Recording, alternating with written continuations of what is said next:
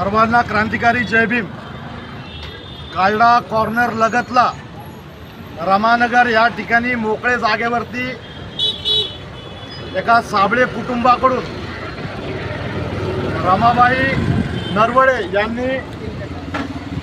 रमाबाई दिनकर नरवडे यांनी 15 वर्षाआधी एक प्लॉट घेतलं होतं।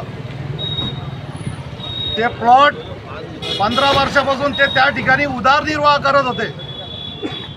त्या जमिनीचा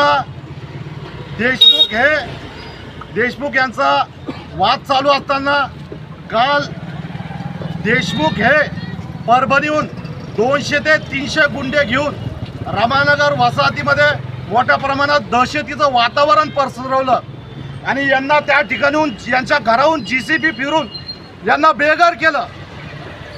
या कृत्यामुळे महामानव डॉक्टर बाबासाहेब आंबेडकरांची मूर्ती असेल, तथागत गौतम बुद्धाची मूर्ती असेल, त्यांना धक्काबुक्की लागलेली आहे।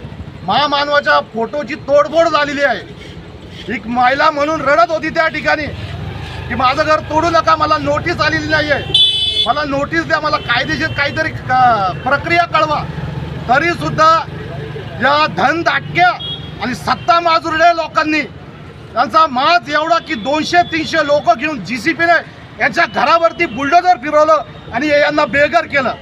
काल रात्रीपासून या ताई रडत आहे, यांना बेघर करण्यात आलंय आणि यांना न्याय देण्यासाठी सर्व रामानगर वासियांनी एकत्र येणे खूप गरजेचे आहे। नाहीतर हे भूमाफी आहे, हे भूमाफी अजगर एखादं आपलं वस्तीसोबत हे शहरही गिळून टाकतील। यांचा माज उतरवण्यासाठी यांच्यावरती कायदेशीर ॲट्रॉसिटी अंतर्गत कारवाई झाली पाहिजे आणि या नरवडे ताईचं पुनर्वसन झालं पाहिजे। या भूमिकेसाठी आम्ही 5 वाजता उस्मानपुरा पोलीस स्टेशन या ठिकाणी PI साहेबांना भेटणार आहे। मित्रांनो, रामानगर वासियांना माझी कळकळीची विनंती आहे, आज वेळ या नरवडे ताईवर आलेली आहे, उद्या ही वेळ आपल्यावरही येऊ शकते। त्यामुळे मोठ्या प्रमाणात आज आपण लढलं पाहिजे। त्यासाठी आज 5 वाजता पोलीस स्टेशन या ठिकाणी येऊन PI साहेबांना आपल्याला भेटायचं आहे। त्यामुळे सर्वांना कळकळीची विनंती, 5 वाजता या ताईला न्याय देण्यासाठी आपण या ठिकाणी 5 वाजता जमा व्हावं। सदरील घटना आपण त्यांच्याकडून ऐकून घेऊया।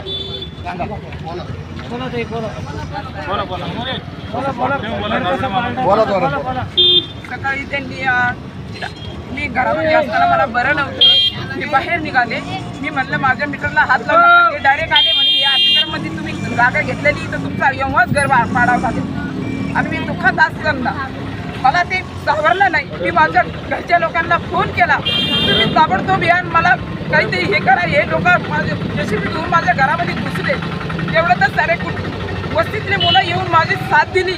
माझा घरी नवरा नव्हता, बाहेर गावाला गेला होता आणि माझ्या आजूबाजूच्या बायकांनी माझं सगळं पसार आवरायचं केलं, तरी बी त्यांनी आटपलं नाही, सगळं माझं उद्ध्वस्त करून टाकलं। माझ्या मुलाचा एक फोटो होता, ते सुद्धा त्यांनी लाताने चुरा करून टाकला। मला काहीच ताईने सुधरू दिलं नाही, माझ्या मुलीला सुद्धा सुधरू दिलं नाही। इतके हरामखोर हे लोक होते, त्यांनी थोडं मी माझं ऐकलं नाही। मला एवढंच तुमच्याकडून अपेक्षा